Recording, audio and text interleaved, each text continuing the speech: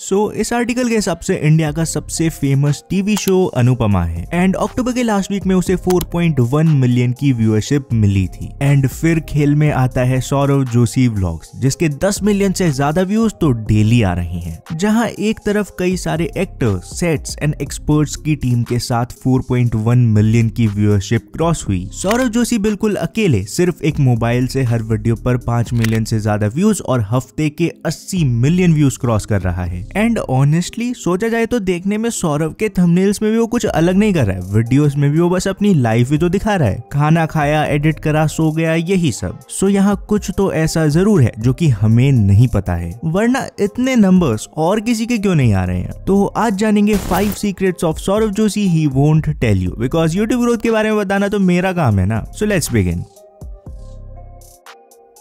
Subscribers ले लो या popularity, Carry Minati is no doubt one of the if not the most popular YouTuber in India right now. अगर हम उसकी रिसेंट की जो एक्सपेरिमेंटल वीडियोस को छोड़ दे तो उसके व्यूज 50 मिलियन के आसपास आ रहे थे, which is a very big number. वहीं सौरव के एवरेज व्यूज लगभग 5-6 मिलियन आते हैं, लेकिन स्टिल उसके पास एक ऐसी चीज है जिसकी वजह से कैरी, आशीष, बीबी की वाइन्स इन सबसे कम व्यूज होने के बाद भी he is one of the top YouTuber in India right now, and that is Saurav Joshi की कैटेगरी यानी लाइफस्टाइल व्लॉगिंग। अब हाँ, इसके काफी सारे नुकसान भी है, लेकिन लाइफस्टाइल व्लॉग्स बनाने के 2 काफी बड़े फायदे हैं। 1, सिंस सारा कंटेंट तुम्हारे ही अराउंड होने वाला है तो वीडियो के टॉपिक से उतना फर्क नहीं पड़ता है, ऐसे में तुम्हारे व्यूज काफी ज्यादा स्टेबल हो जाते हैं। फॉर एग्जाम्पल, मेरी नीश में जहाँ how to get more subscribers में लाखों व्यूज पॉसिबल है, एक टॉपिक लाइक चैनल ऑर्गेनाइज कैसे करे पर शायद 1 लाख व्यूज भी ना आए। एंड इसी में दूसरा बड़ा फायदा है ऑडियंस बिहेवियर। कल को अगर कैरी, आशीष, बीबी या कोई और टॉप क्रिएटर डेली छोड़ो हफ्ते में 3 वीडियोस भी डालने लग जाए, लोग उनसे बोर होना शुरू कर देंगे। उनके टोटल व्यूज तो ऊपर जाएंगे but average views 50 million 40 million शायद ही आए। लेकिन सौरव लिटरली डेली वीडियो डालता है and her video 5 million cross करती है, एंड ये अपने आप में काफी ज्यादा पावरफुल चीज हो जाती है। जबकि ना ही उसके थंबनेल्स देखने में कुछ अलग लगते हैं, वो अपनी वीडियोस में भी अपनी नॉर्मल लाइफ ही तो दिखाता है। स्टिल ही वेंट वायरल, लेकिन कई और लोग जो सेम चीज करने की कोशिश कर रहे हैं वो नहीं गए। Starting with factor number 1।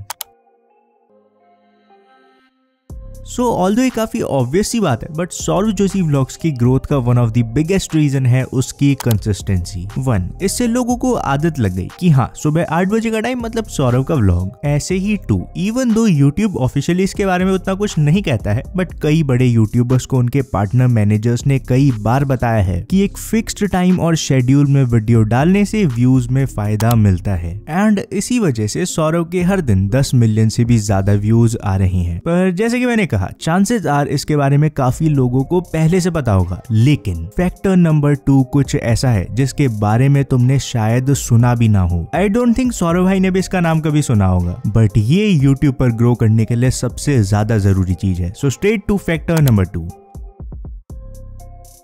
शायद 1 साल पहले की बात होगी, फ्लाइंग बीच ने अपने किसी व्लॉग में बताया था कि उनका एक व्लॉग शायद 70 आई थिंक 80% रिटेंशन क्रॉस करने वाला था। यहाँ लोगों को 50% का ऑडियंस रिटेंशन भी नहीं मिल पाता है, and he got a whopping 70% plus retention. इससे एक बात तो क्लियर है, व्लॉगिंग कैटेगरी है ही ऐसी जिसमें कोई एक बार तुम्हारी वीडियोस देखने लग जाता है, चांसेस आर वो पूरी वीडियो देखकर ही जाएगा, एंड ऐसे में ऑडियंस रिटेंशन काफी ज्यादा हाई हो जाता है। ऐसे में ऑब्वियसली सौरव का ऑडियंस रिटेंशन भी काफी हाई होगा, बट बात यहीं पर नहीं रुकती है। एक और कॉन्सेप्ट है नेम्ड वॉच टाइम सेशन। तुम सोच कर देखो, यूट्यूब क्या चाहता है कि लोग उस पर मैक्सिमम पॉसिबल टाइम स्पेंड करें। ऐसे में अगर तुम सौरव के डेली व्यूज देखोगे तो वो अराउंड 10 मिलियन आते हैं, लेकिन व्लॉग्स पर तो बस 5 मिलियन व्यूज आ रहे हैं ना, तो ये बचे हुए 5 मिलियन व्यूज कहां से आए? एंड इसके 2 सिंपल रीजन है। 1, एक तो कुछ व्लॉग्स 5 मिलियन क्रॉस करके न्यू ऑडियंस तक जा रहे हैं, बट 2, काफी सारी ऑडियंस सौरव का बस एक व्लॉग नहीं देखती है, बल्कि 1, फिर 2, फिर 3 ऐसे कई सारे व्लॉग्स देखकर एक वेब सा बना देती है। ऐसे में उसकी हर वीडियो का इंडिविजुअल वॉच टाइम तो बस 5-7 मिनट ही होगा, लेकिन कई सारी वीडियोस ऐड करने के बाद ओवरऑल वॉच सेशन काफी ज्यादा हो जाता है। Note down factor number 2, high average watch session. पर सवाल अब भी वही है कि हम अपना एवरेज वॉच सेशन कैसे बढ़ाएं? तो इसका जवाब मैं तुम्हें थोड़ी देर में बताऊंगा, एंड साथ में ये भी डिस्कस करेंगे कि अपनी नॉर्मल लाइफ दिखाने के बाद भी सौरव के इतने व्यूज क्यों आ रहे हैं। बट फिलहाल बात करते हैं कि नॉर्मल से थंबनेल्स होने के बाद भी सौरभ को डेली 10 मिलियन व्यूज कैसे मिल रहे हैं। So straight two factor number 3।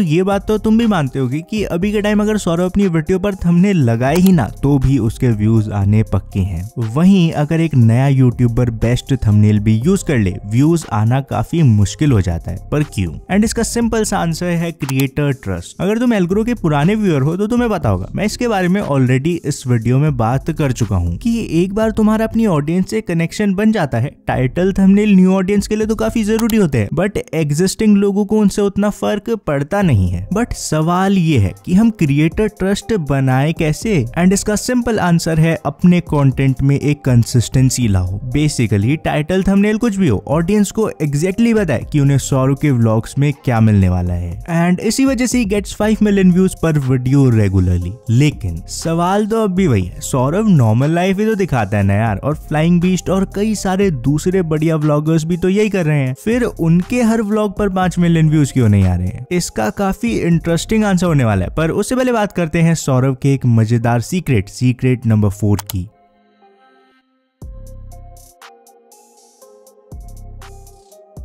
एक टर्म होती है famous for being famous. Basically Saurabh की ग्रोथ के कई सारे रीजंस तो मैं तुम्हें बता ही चुका हूँ, बट अभी के टाइम में वो यूट्यूब में इतना फेमस हो गया है that he is famous for being famous. For example, एक काफी बड़ी ऑडियंस सौरभ के व्लॉग्स इसीलिए देखती है बिकॉज उन्हें वो पसंद है। लेकिन एक हिस्सा ऐसा है जिसने सुना कि वाह, इस ब्लॉगर के तो 10 मिलियन हो गए, अरे इसके तो डेली 10 मिलियन व्यूज आ रहे हैं। एंड ऐसे में कुछ लोग सौरभ को बस इसीलिए देखते हैं बिकॉज वो फेमस है। ज्यादा डिटेल में नहीं समझा रहा, लोग वर्ड्स को इधर उधर करके कंट्रोवर्सी कर लेते हैं, बट हाँ, आई थिंक तुम फैक्टर नंबर 4 बढ़िया से समझ ही गए होगे। अब फाइनली बात करते हैं कि डेली लाइफ तो कई सारे लोग दिखा रहे हैं, फिर सौरभ के व्लॉग्स में ऐसा क्या खास है?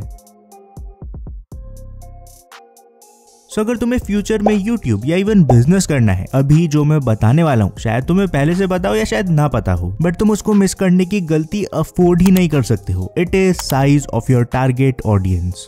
इस पर बात करते हैं और एंड में तुम्हें एवरेज वॉच सेशन बढ़ाने का तरीका भी बताऊंगा। फिलहाल साइज ऑफ योर ऑडियंस का मतलब ये है कि एल्ग्रो खोलकर मैं ये नहीं सोच सकता कि इस पर 10 मिलियन व्यूज आने लग जाएंगे, बिकॉज अभी के टाइम में यूट्यूब ग्रोथ वाली इतनी रेगुलर ऑडियंस है ही नहीं। सिमिलरली अगर मैं सिर्फ 8 चैनल्स के बारे में बात करने लग जाऊं तो ऑडियंस और ज्यादा स्प्लिट हो जाएगी। बट सौरभ के केस में फैमिली व्लॉग्स हैं तो उसे 40s के अंकल आंटीज तो देख ही सकते हैं। पीयूष की वजह से सौरभ की काफी बड़ी ऑडियंस बच्चे भी हैं, बट सौरभ तो 20s में है ना, सो उसकी ग्रोथ देखने के लिए उसे 16 to 24 वाली ऑडियंस भी देखती है। वहीं कई व्लॉगर्स कपल बेस्ड होते हैं, कई सिर्फ बच्चों के लिए वीडियोस बनाते हैं, कुछ से मिडिल क्लास रिलेट ही नहीं कर पाती है, एंड सो ऑन। ऐसे में उन सबकी ऑडियंस काफी लिमिटेड हो जाती है, बट सौरभ सबसे बड़ी ऑडियंस को टारगेट करता है, एंड ऐसे में ये बन जाता है factor number 5 for his insane growth. But एक सवाल अभी भी बचता है, हम अपना एवरेज वॉच सेशन कैसे बढ़ा सकते हैं? अब वैसे तो इसके कई सारे तरीके हैं, बट उनमें से एक है ECTR। अब इसके बारे में जानना है तो लेफ्ट वाली वीडियो क्लिक करो और जान लो। बाकी अगर तुम्हें वीडियो में कुछ वैल्यूएबल लगा हो तो कमेंट करना वैल्यू।